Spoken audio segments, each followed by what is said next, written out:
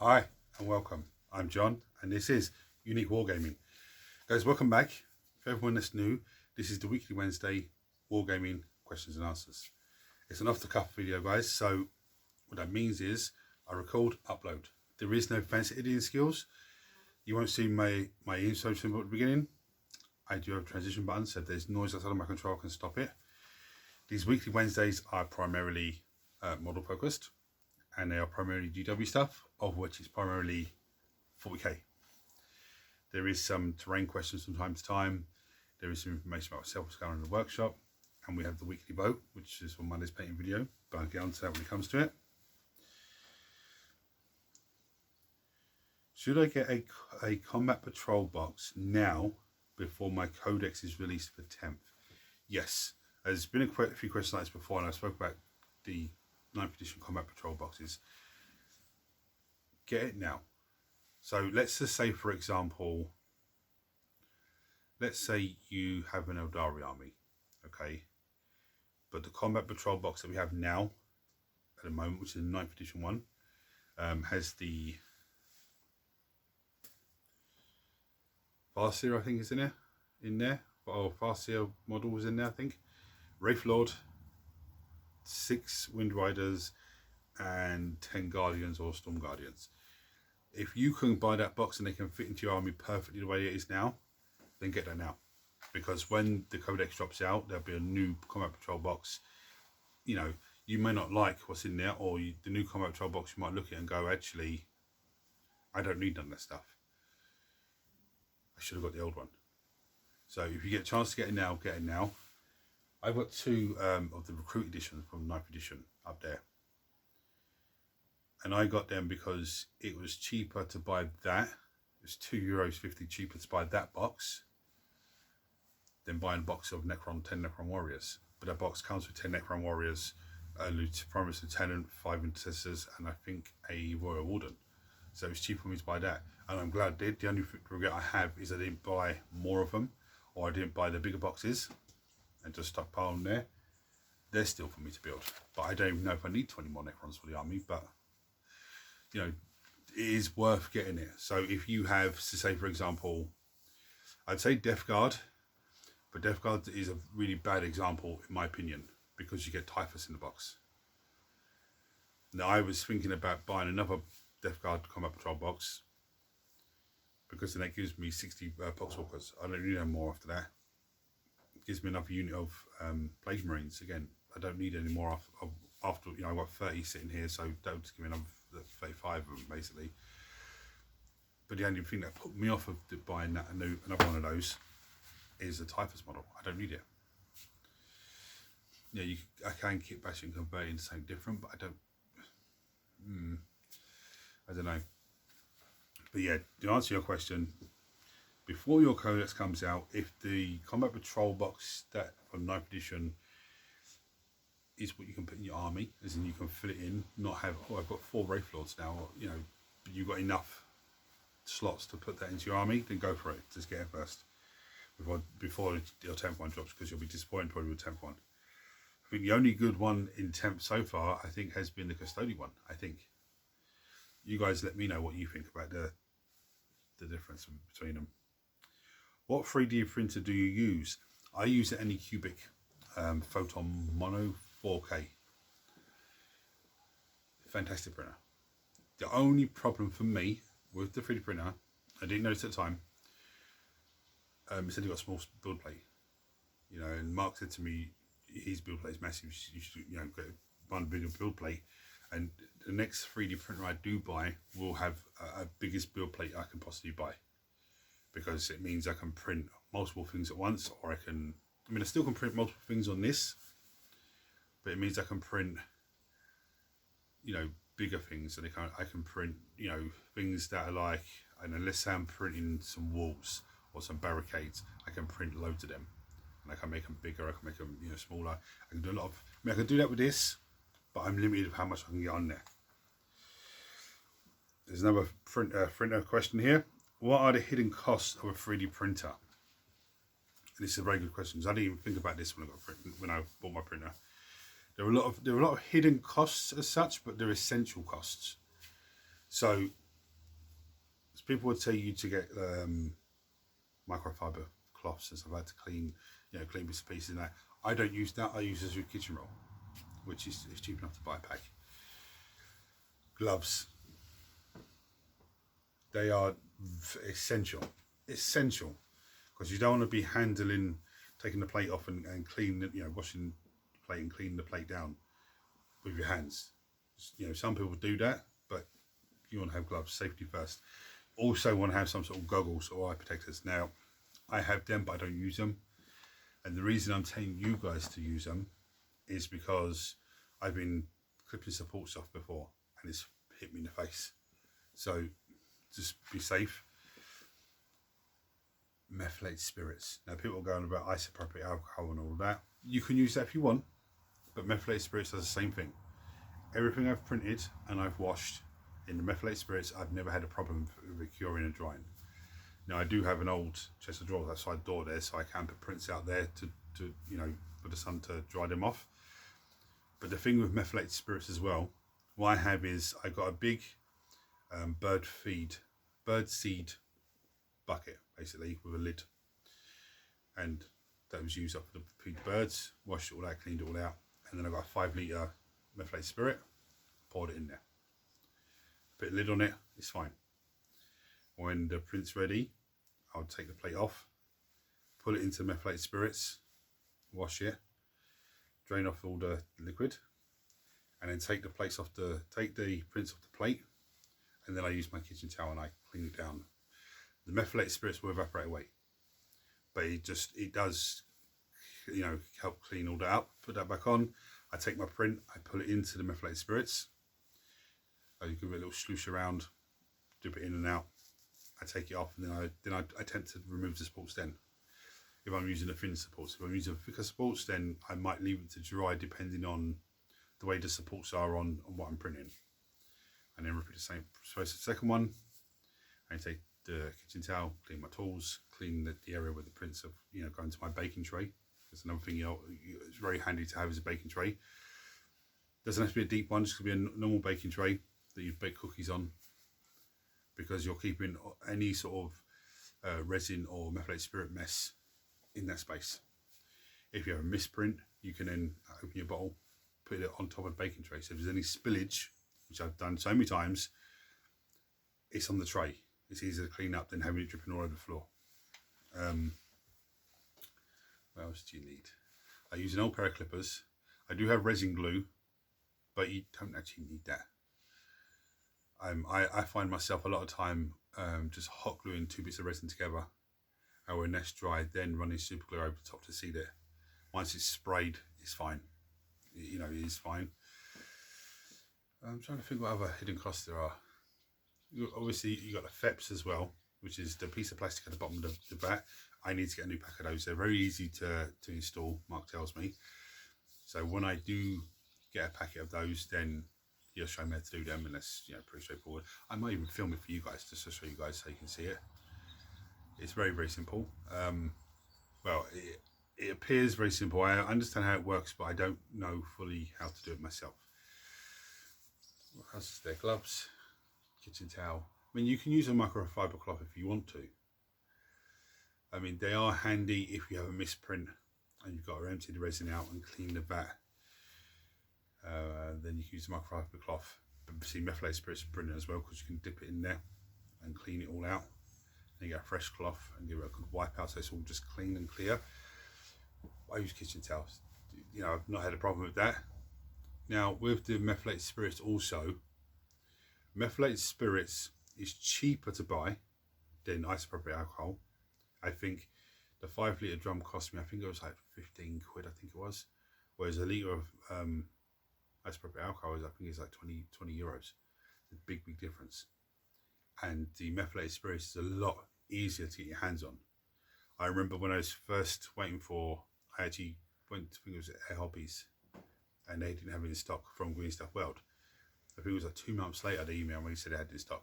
By that time I was already using methylated spirits. So, you know, it is easier to get, you know, hands on. I mean, the resin I get from Amazon, but you can buy it from, you know, if I went to buy it, I might buy it from Anycubic just to see the price difference and everything else.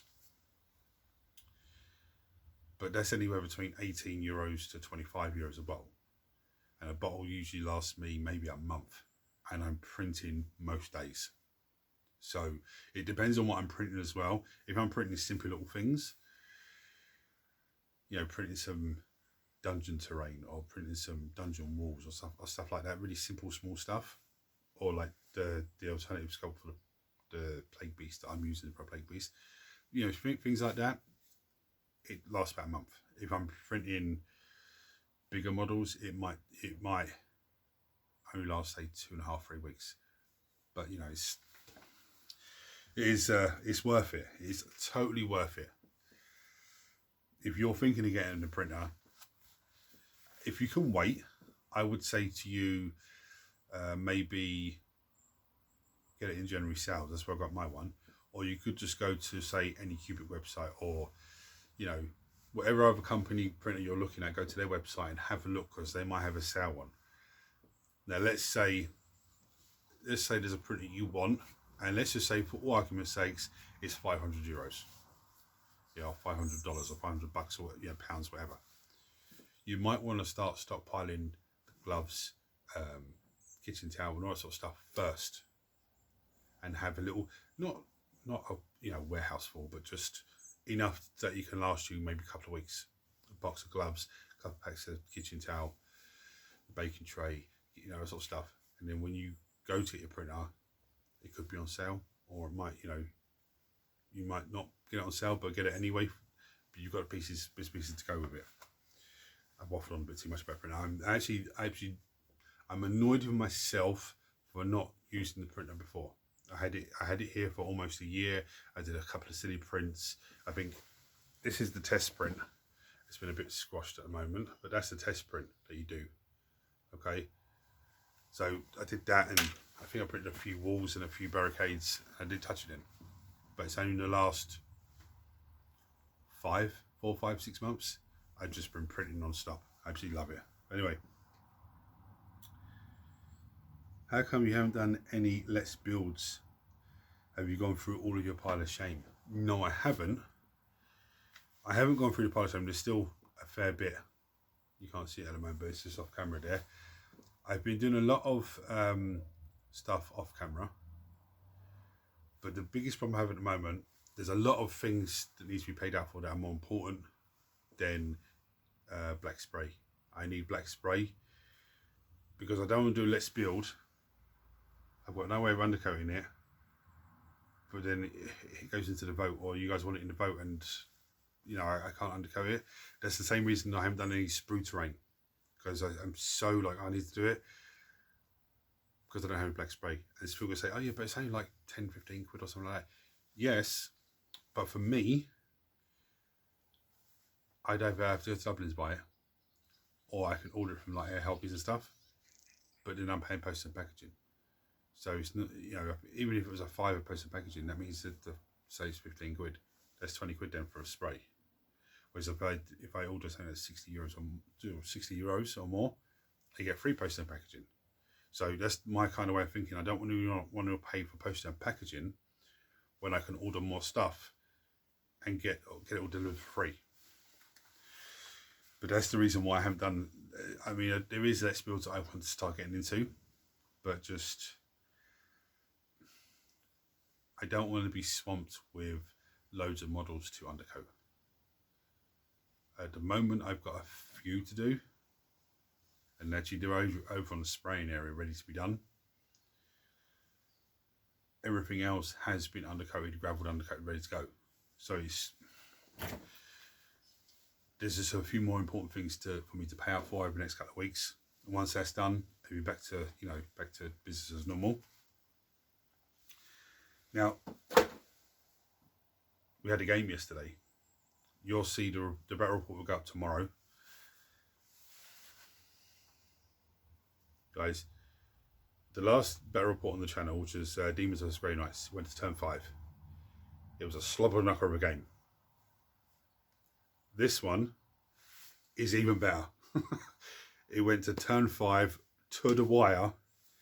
I'm not going to give any results away or anything like that, but it was an absolute beauty of a game. Now I filmed it at Mark's house, so I haven't looked at the playback yet. I haven't even edited the video. I was going to do that tomorrow morning.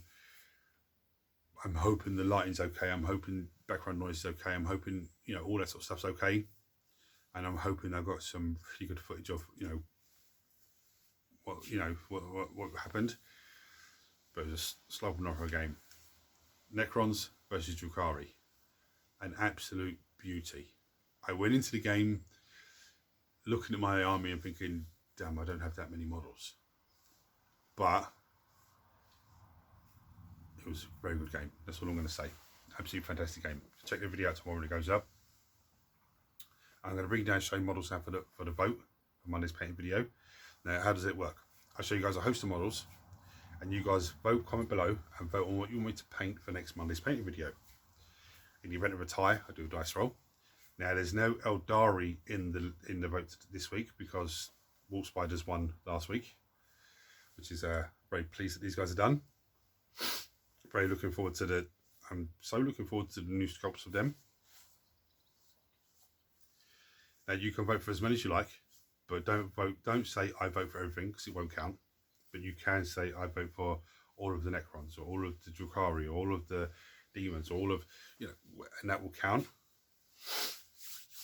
A few models were swapped out, a few models stayed in. But I do have a lot of organising to do here. Things are just getting on top of me at the moment. But anyway, I'll bring down show models. Right, so we have a Great Demon of Nurgle, an amazing print. We have the Scourges for Drukhari. We have the Blightlord Terminators.